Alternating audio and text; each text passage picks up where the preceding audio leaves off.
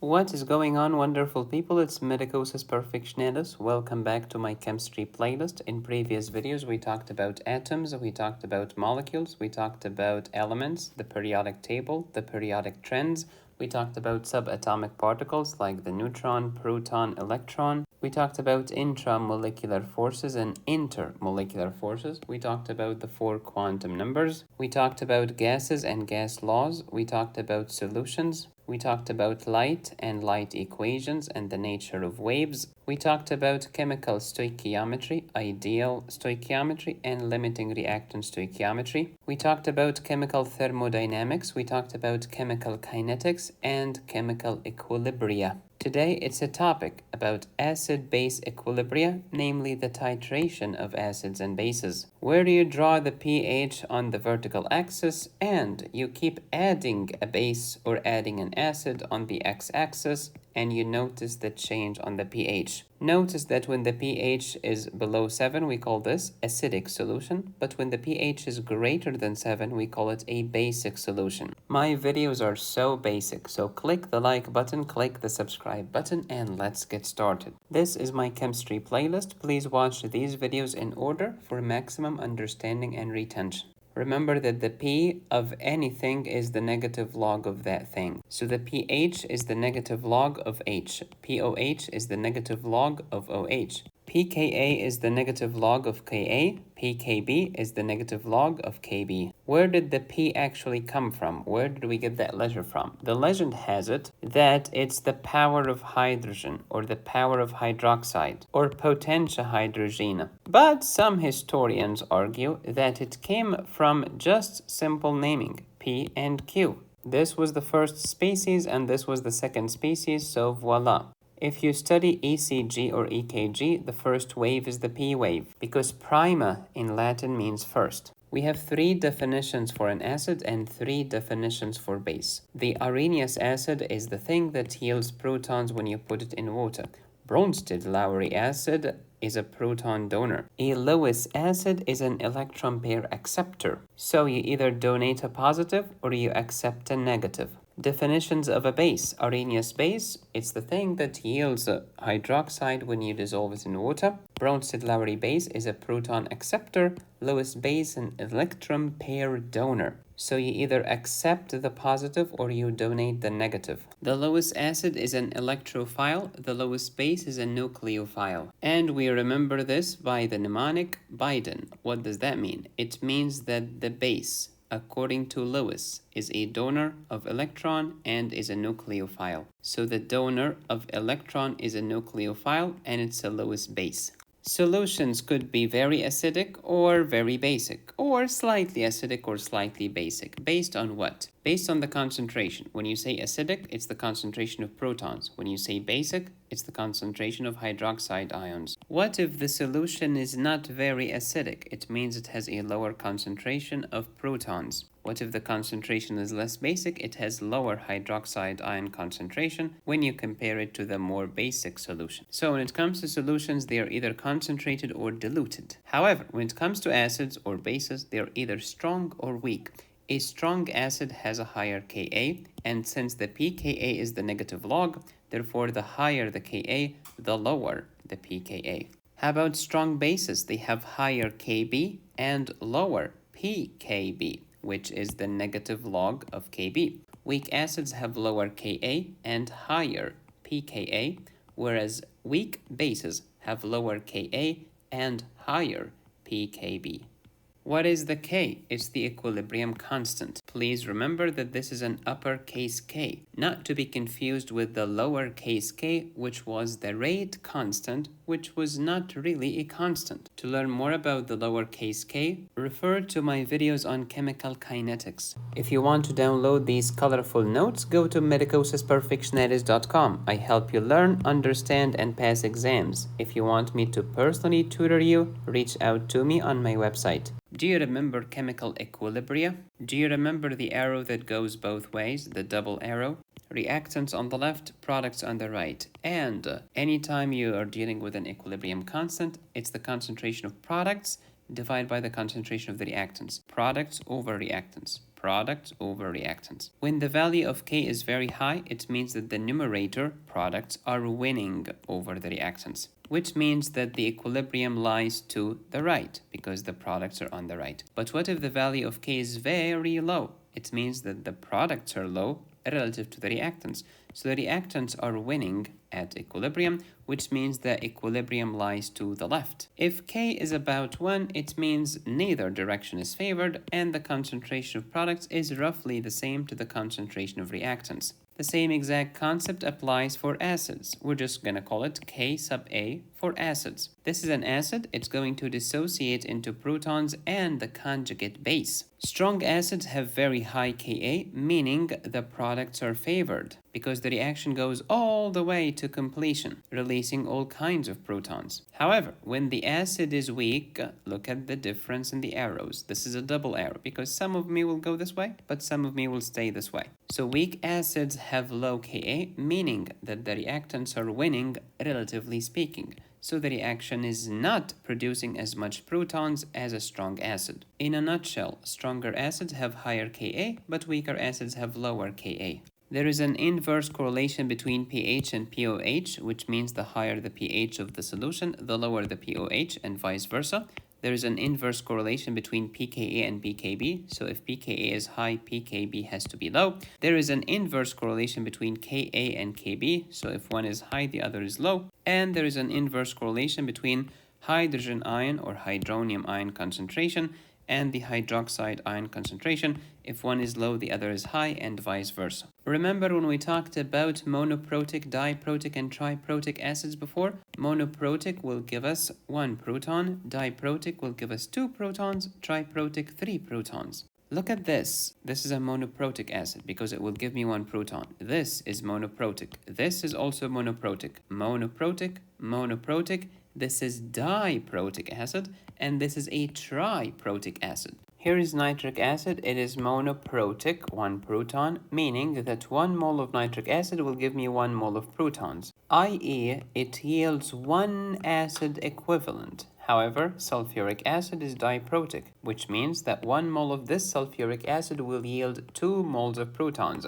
which means 2 acid equivalents. Phosphoric acid, on the other hand, is triprotic, which means that 1 mole of phosphoric acid will give me 3 moles of protons, or 3 acid equivalents. Which brings us to the issue of normality. Normality is simply molarity multiplied by the number of acid equivalents or base equivalents or whatever equivalence you care about. For example, what is the normality of a solution of 3 molar sulfuric acid? Please pause the video and try to answer this yourself. Normality equals what? Molarity times the number of equivalents. What is molarity here? 3. So 3 times what? Times the number of acid equivalents. 2 acid equivalents because this is a diprotic acid. So 3 times 2 is a normality of 6. Here is the same answer again in more color. Pause and review. And then we can use this formula to our advantage. This is the normality of the acid multiplied by the volume of the acid solution equals normality of the base multiplied by the volume of the base solution. Let's practice. Please pause and try to answer this one. Okay, so first you write down the equation. Normality for the acid multiplied by the volume for the acid. And this equals normality for the base multiplied by the volume for the base. The volume that's unknown is the volume for the base. So let me rearrange the equation to put the volume of the base on one side. So if I want to say the volume of the base equals, I need to divide both sides of the equation by normality of the base. And it's going to look like this. Okay, so if I can plug in these values, I have the answer. Normality for the acid. Remember that normality is what? It's molarity for the acid multiplied by number of acid equivalents, and then you multiply this by the volume for the acid, divided by normality of the base. And of course, you know that normality is molarity for the base multiplied by the number of base equivalents. Molarity of the acid is 4, and the number of acid equivalents is 3 because this is triprotic, so you're going to multiply by 3. And the volume for the acid is 10 liters. You multiply by 10 liters. All of this is divided by the molarity for the base is 1. Multiply this by the number of base equivalents. I see 2 hydroxide here, so it is di, and you multiply by. You cancel molarity with molarity. 4 times 3 is 12, times 10 is 120, divided by 2, which gives you 60. And it's a volume, so the measuring unit is liters. Here's the same answer in more color. Please pause and review. We're going to use this exact same equation in titration. What is titration? Well, to understand titration, think of the patient in the hospital where there's an intravenous drip. Why do you call it drip? Because it's drip, drip, drip, drop by drop, drop by drop, gradual infusion. So gradual change is titration. Nothing more, nothing less. Why do you want to drop, drop, drop, drop, drip, drip, drip gradually like this? Because I want to find the concentration of a known reactant in a solution. And how do you find the concentration? Using the same equation. Normality times volume equals normality times volume. One for the acid, one for the base. And what is normality? It is molarity times the number of equivalents. So molarity is the concentration, and the concentration will help me find normality. So this is how you find the unknown concentration. It could be the unknown concentration for the acid or the unknown concentration for the base. If the concentration of the acid is unknown, you better know the concentration of the base. And if the concentration of the base is the unknown, then you better know the concentration of the acid, because there only has to be one unknown in the equation. Types of titration. There is acid-base titration, which is today's topic, but we also have oxidation-reduction titration and complexometric titration for complex ions. So, titration helps me find the concentration of a known reactant in a solution. How do you do this? You have a titrant and you have a titrand. The titrant is the solution that you know its concentration, but the titrand is the unknown concentration. How do I remember which is which? Well, remember that the ant knows everything because you have a known concentration for the ant. Or you can say, and I don't know. So let's say that you have a volume of the base, but you do not know the concentration of that base. How do you titrate it? You bring an acidic solution whose concentration is known to you, and you keep pouring and pouring and pouring gradually, drop by drop, drip, drip, drip. Pour your soul into the base, and you keep pouring until what? Until you reach the equivalence point. What in the French toast is the equivalent point? It's the point at which the number of acid equivalents equal the number of base equivalents. How do I know that I've reached the promised land of the equivalence points? You would know this by one of two methods. Either have a pH meter in your hand, or you're using a color indicator. It's an indicator that changes color as the pH changes. Once the indicator reaches its final color, we call this the end point. So please do not confuse the equivalence point, which is the point of equivalence, where the acid equivalents equal the number of base equivalents, and the end point, which is the point at which the indicator changes to its final color. What if we have a strong acid in this test tube and a strong base in that test tube? When you pour them together, you get a neutralization reaction, which means acid plus base equals salt plus water, and water has a pH of 7. If your species are monoprotic, you only get one equivalence point. However, what if I'm dealing with polyprotic species like triprotic acid? You're gonna have more than one equivalence point. How do I find the unknown concentration using this equation? Here the unknown is the base, so this is the unknown. The volume of the base is known, the volume of the acid is known, because you will keep pouring until the pH meter tells you to stop, so this is measurable, and the concentration of the acid is known, so there is only one unknown in the equation. If you wish to see more chemistry videos in the future, please drop a test tube emoji in the comments. What is this indicator that changes color? Well, it's a weaker acid or a weaker base. Why not use a strong acid or base as an indicator? Because if you do so, you will titrate your indicator first. Oh, oops. And that's not what you want. You want to titrate the unknown, not the indicator. What's the end point? The point at which the indicator changes to its final color. What's the idea behind the indicator? Well, here's an indicator attached to the H. which has a certain color. This is an acid, but as the proton dissociates, the acid will turn into its conjugate base, which has a different color. And this is how indicators work. What if we added more base? If you add more base, the base has hydroxide. Hydroxide is going to react with the proton, eliminating the proton from this side. And according to Le Chatelier's principle, as you remove a product, therefore the reaction will shift to the right to try to regenerate the product. So by adding more base, you're getting the second color. Conversely, by adding more acid, you're increasing the product, so the reaction has to shift to the left according to Le Chatelier's, and you will get the first color. Recall from previous videos that neutralization is acid plus base equals salt plus water. This is true for strong acid with strong base, and the pH will be 7 because water is neutral. Weak acid with strong base, the strong always wins, so the base is winning. So the end result is basic, and you get something basic like this with a pH greater than 7. Strong acid with weak base, the strong wins. So therefore you end up with an acidic solution. What if both of them are weak? Well, it depends on the relative strength of the reactants. Which of these is relatively stronger compared to the other? Same thing when it comes to titration types.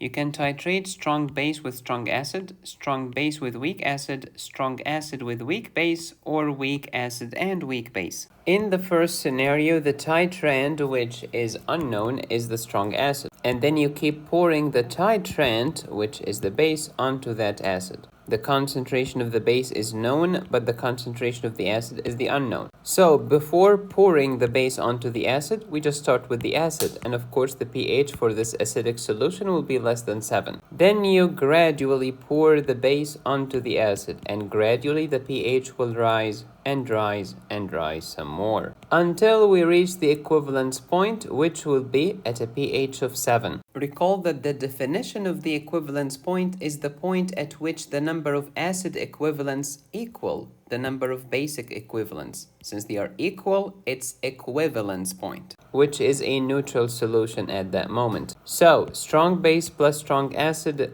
will give you an equivalence point when the pH is 7. Next, what if the unknown is a weak acid and I am pouring strong base onto it? Let's start with the weak acid. It will have a pH of less than 7 because it's an acid. However, because it's a weak acid, its pH is greater than the pH in the first solution, which was a strong acid. So for example, if the pH here was 1, the pH here will be 2. Still acidic, but less acidic compared to the first scenario. And then you keep pouring the base onto the acid and you will find a rise in the pH.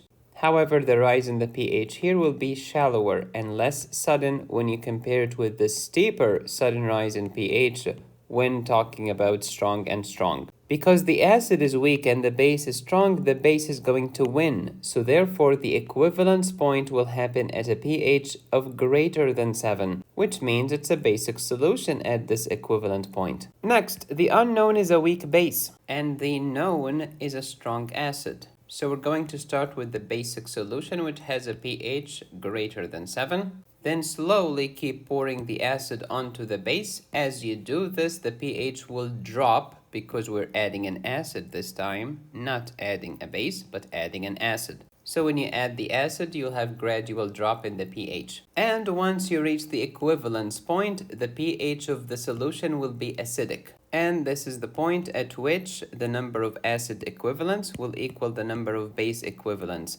Since the acid is strong but the base is weak, the acid wins, and the equivalence point is acidic. Last, if we have weak acid being poured onto a weak base, we start with something that's very weakly basic. The pH initially could be all over the place. As you pour the acid onto the base, you will have a drop in the pH, but it's shallow because it's a weak acid. It's not steep and sharp because it's not strong. It is weak. And then the equivalence point will be near the neutral pH of 7. But it doesn't have to be exactly 7.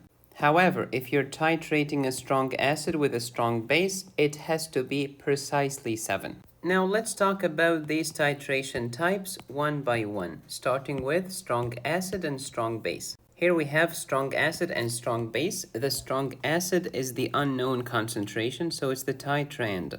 The strong base has a known concentration, so it's the titrant. So we started with the acid and then kept pouring the base. So when you start with an acid, of course, the solution will be acidic. As you see, a very low pH at the beginning, because in the beginning you only have the acid. Then gradually pour the base into the acid, pour the base, pour the base. You'll find very minimal increase in the pH until you hit a critical point. And then boom, the rise in the pH will be humongous and steep and severe and fast until you plateau at a pH in the basic range. You see this steep rise in pH? If you take the midpoint of that rise, this is where about the equivalence point is located. And in this case, if it's strong acid titrated with strong base, the pH at the equivalence point has to be 7. As long as we're talking about monovalent species, monovalent and monovalent, e.g. monoprotic acid. Look at this green spot. This is the equivalence point, and look at the pH at that point. It is 7 and neutral.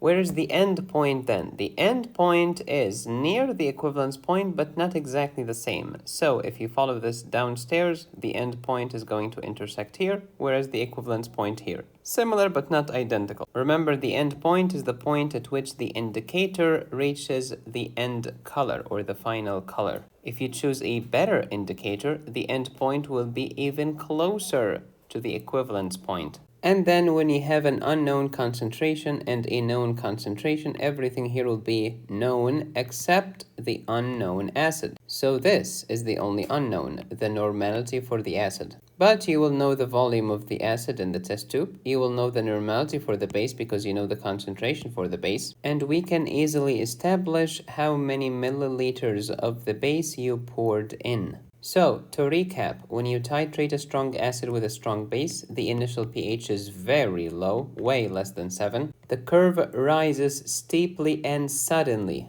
as the pH increases when you keep pouring the base. The equivalence point is where the pH equals 7. Next scenario, I'm going to titrate a weak acid with a strong base. I'm going to start with a weak acid with an unknown concentration. Here is the pH of the acid alone. It is low, so it's acidic, but it's not as low as with the first scenario. Remember, in the first scenario, it was here. But in the second scenario, it's up here. Because the acid is weak, it's not as strong, so the pH is not as low as the previous case. Then begin to pour the base into the acid. As you pour the base, you pour the base, you pour the base, the pH rises and rises and rises. And then boom, suddenly it will go up, but look at this. It's not as steep. The rise is shallow and less sudden. And then eventually you level up. In the beginning, the acid predominated. At the end, the base predominates. The equivalence point is where the pH is basic, so greater than 7.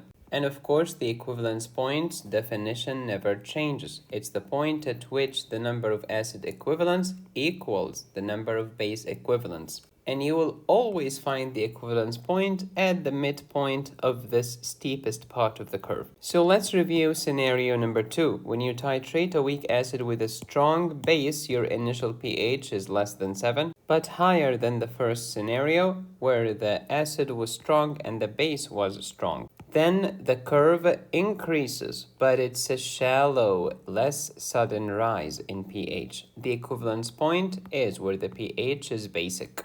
Think about it this way. If you have a strong base but a weak acid, then who's gonna win? The strong base, and the equivalence point will be basic. Next, scenario number 3. We are titrating a weak base with a strong acid. The weak base in this situation is the titrand with an unknown concentration, but you know the concentration of the acid. So I'm going to start with the base alone. And of course, if I'm starting with the base alone, the pH of the solution will be basic because that's the only thing in the test tube right now, a basic solution. And then what? Keep pouring the acid. Pouring the acid. As you pour the acid, the pH declines until you get the area where you find the steepest decline. It's gradual when you compare it with scenario number 1. It is not as steep, it is not as fast.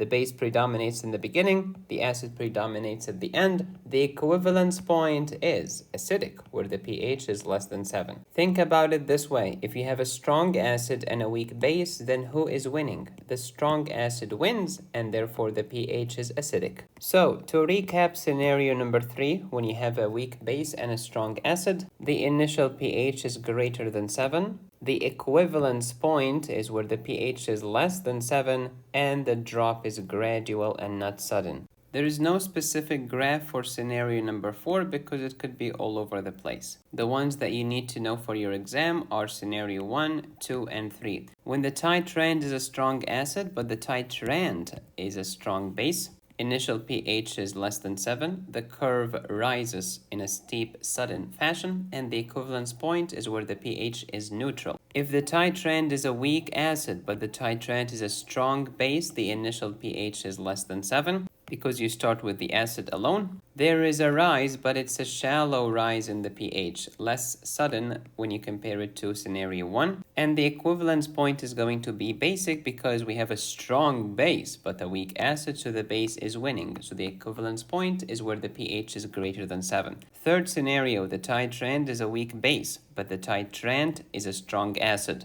So in the beginning, you only have the base, so the pH is higher than 7. The curve is gonna drop gradually as you pour the acid in, and the equivalence point will be acidic because the acid is strong, but the base is weak, so the acid is winning. When you titrate weak base with weak acid, the initial pH could be all over the place. The curve will be shallow, drop in the pH as you pour the acid in. The equivalence point will be right there around neutral, but not specifically 7. All of what we have talked about so far is monoprotic species. Mono with mono, monoprotic, monovalent, everything is mono. But what if we have a polyprotic or polyvalent species? Then the graph is gonna look ridiculous like this. First, we're starting with the base in the test tube, and that's why the initial pH is greater than 7. What kind of acid? Carbonic acid, which is diprotic. Then you're gonna pour the acid onto the base. So as you go, the pH decreases and decreases and decreases some more. However, since this is a diprotic acid, you're not going to have only one equivalence point, but two, because it's diprotic. First equivalence point is here, second equivalence point is there. And bisecting each equivalence point, there is a half equivalence point. This is the first half equivalence point, and this is the second half equivalence point. So this is the first half equivalence, this is the first equivalence. This is the second half equivalence, and this is the second equivalence point. So when the acid is diprotic, you're going to have two of everything. Two protons, two equivalence points, and two half equivalence points. And then we divide the graph into 5 regions. This is region 1, region 2, region 3, region 4, and region number 5. In region number 1, a little acid has been added. That's why the drop in the pH is minimal.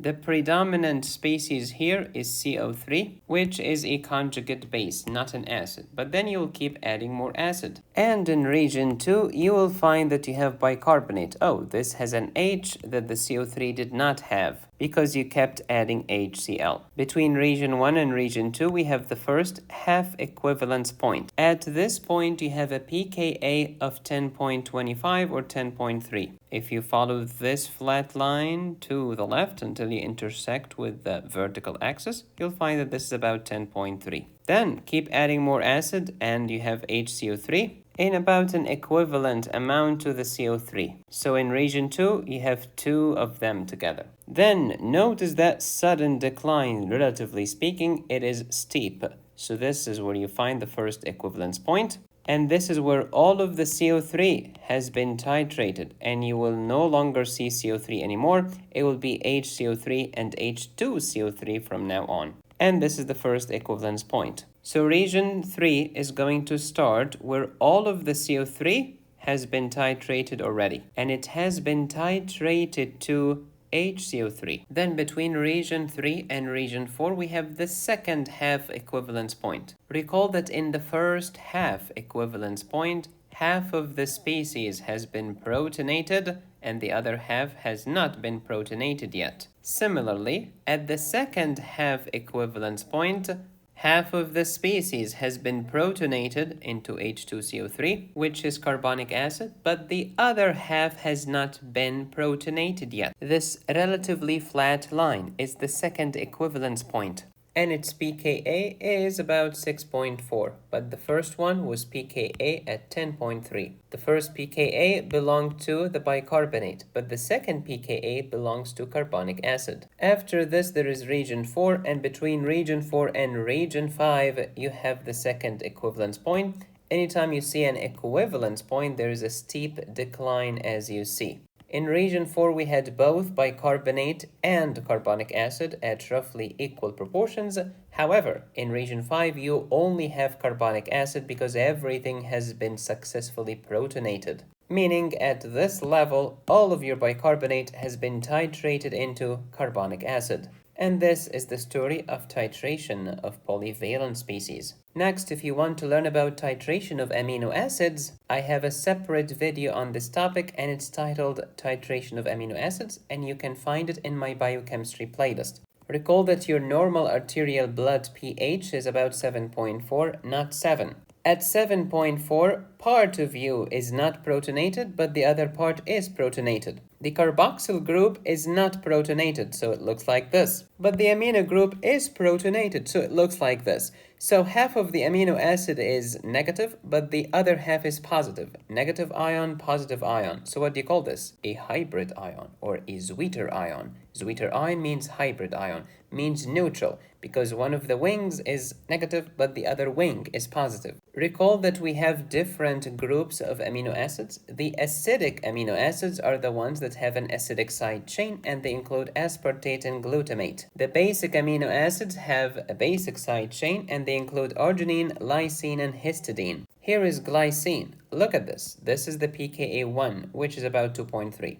This is pKa2, which is about 9.6. And then you can take an average of these 2 points, so 2.3 plus 9.6, divide that by 2 to get the average, which will give you about 5.6, and this is called the isoelectric point, or the point of isoelectricity. At this isoelectric point, one of the wings of glycine is protonated, but the other is not. One is positive, but the other is not. So it's a hybrid ion or Zwitter ion. If we're talking about titration of acidic amino acids like aspartate and glutamate, or basic amino acids like arginine, lysine, and histidine, we'll have not 1, not 2, but 3 equivalence points. One is for titration of the carboxyl group, the other is for titration of the amino group, and the third is for titration of the side chain, be it the acidic side chain or the basic side chain.